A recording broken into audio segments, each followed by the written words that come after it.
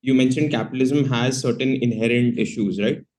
Um, but most liberal societies in the current world function on capitalism, the economic model of capitalism.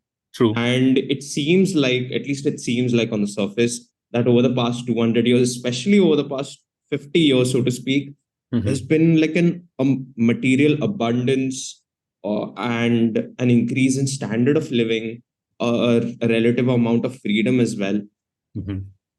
In light of all this, I guess I have two questions. The first is, how would you how would you explain capitalism as a concept to a layman?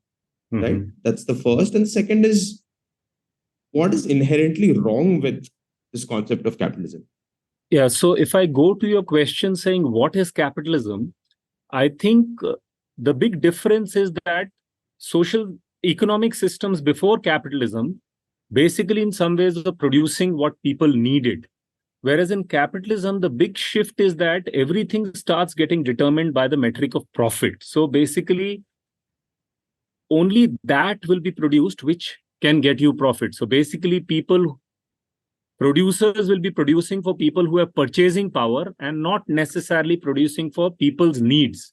Which is why if you look in a country like India, where half the houses don't have toilets, we are selling over 3 lakh cars a month, for example. So one big problem is that when everything is determined by the metric of profit, an economic system ought to serve many functions. For example, people should have dignified jobs. Capitalism would not be interested in producing jobs. If it can profit, those jobs might happen. Otherwise, it is under no obligation to produce jobs. An economic system also ought to ensure that we don't disrupt ecological cycles, we don't create potential.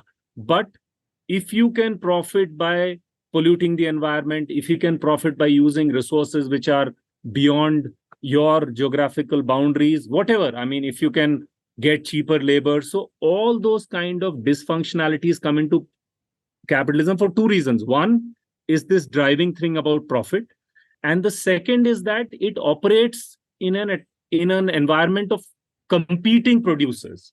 So there are also, so I mean, the way Adam Smith puts competition, he puts competition in a very benign and nice regulating role, as if people who are not able to produce at a certain cost will get knocked out. People only the But in real life, people don't lose so gracefully and walk out because your survival depends on it. So, which is why we see that this kind of a competitive environment actually creates ground for unscrupulous means, for getting legislation that is favorable to you, for possibly externalizing cost in terms of. So, these are some of the fault lines in capitalism that one needs to think of. I think maybe we'll talk more about it later.